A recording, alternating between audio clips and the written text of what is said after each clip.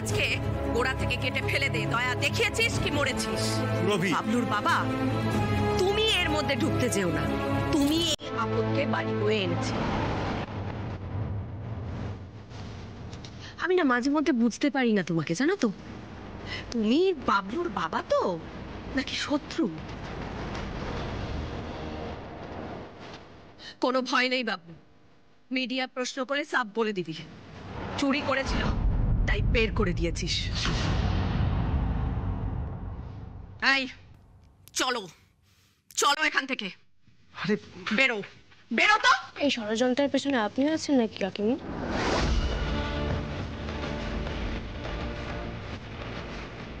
সে আমার বাবার বেলায় যেমন ছিলেন।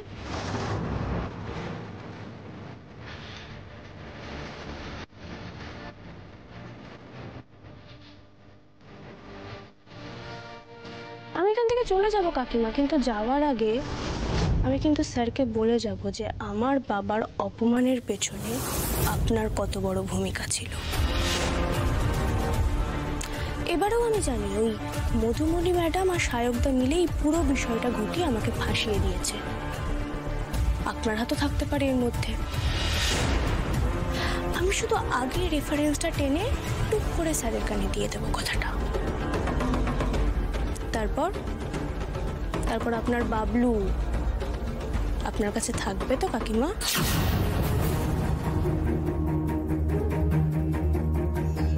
বিশ্বাস করবে তো আপনাকে? ছেলের অবিশ্বাস অশ্রদ্ধা নিয়ে বেঁচে থাকতে পারবেন তো? আমাকে যদি চোর বদনাম নিয়ে গায়ে কাদা মেখে এখান থেকে চলে যেতে হয়, আমিও কিন্তু কাদা ছুড়বো কাকিমা। দেখুন কাকিমা, আমি কিন্তু খেটে খাওয়া মেয়ে, লড়াই করে রোজগার করি। চুপচাপ মার খেয়ে কিন্তু আমি চলে যাব।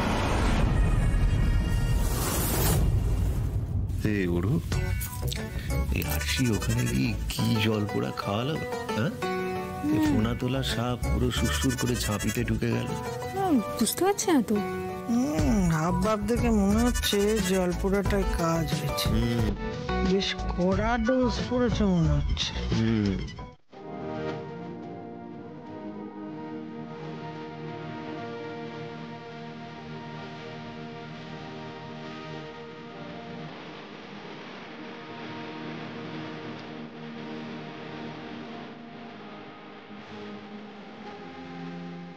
সাক্ষ্য তবে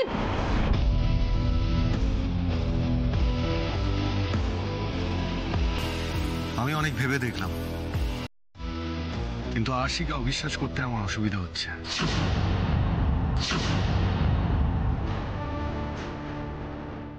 আমি প্রথমে বলেছিলাম যে পাপায়ের ঘরে টাকাটা কি করে এলো তার উত্তর চাই আমি, কিন্তু এখন মনে হচ্ছে বাইরের লোক যদি আশির বাড়িতে ঢুকে টিকিট রাখতে পারে, তাহলে এখানে পাপায়ের ঘরে টাকা রাখতে সমস্যা কোথায়?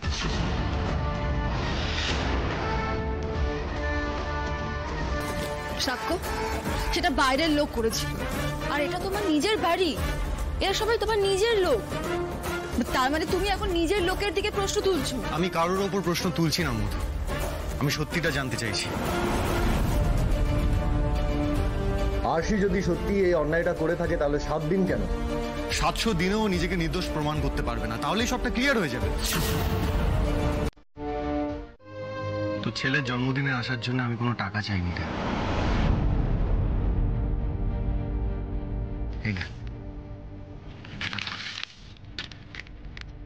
একটা মিসকমিউনিকেশন হয়েছিল। I am really sorry for that. কি বলছিস কি বাবলু? তুই এত বড় একজন আর্টিস্ট, সুপারস্টার, আরে তোর একটা অ্যাপিয়ারেন্স ফি আছে না? ছেলের জন্য সব ফ্রি রে, এটা রাখ তোর কাছে। আর সে যদি কিছু মাইন্ড করে? টাকাটা আসিও চাই। সাহেব যে বললো, বললাম তো একটা মিসকমিউনিকেশন হয়েছে। ছাড় এসব কথা ছাড়। এই টাকাটা তোর কাছে রাখ। আর শোন, অগ্নিবর জন্য একটা এফডি করে নে। আর আমি তোকে কলকাতার সবচেয়ে ভালো ডাক্তারের কাছে অগ্নিবর একটা অ্যাপয়েন্টমেন্ট করিয়ে দিচ্ছি, তুই ওকে দেখিয়ে আন ভাই, প্লিজ। না করিস না রে। দেখ, অগ্নিভ এত অসুস্থ আমি জানতাম না। বিশ্বাস কর, আমি যদি জানতাম তাহলে আগেই কিছু একটা করতাম ওর জন্য। এইটুকু করতে দে আমাকে প্লিজ। আমি জানি মাঝখানে আমাদের অনেকদিন যোগাযোগ ছিল না। মধুদি বলছি, আমার না হেভি টেনশন হচ্ছে। ওই যে আরশি, ও খুব ধুরন্ধর মেয়ে, কিন্তু ও যদি জানতে পারে না আমি আর তুমি এই প্ল্যানটার সাথে ইনভলভ, আমাদের দুজনের চাকরি চলে যাবে একেবারে। আমি সাক্ষর এখানে চাকরি করি? ও না না না, মানে বুঝতে পারছো তো, ভয়টা কিন্তু এরকমই লাগছে। করো না, এত কথা কেন বলছো তুমি? তুমি আর আমি ছাড়া কেউ জানে বিষয়টা?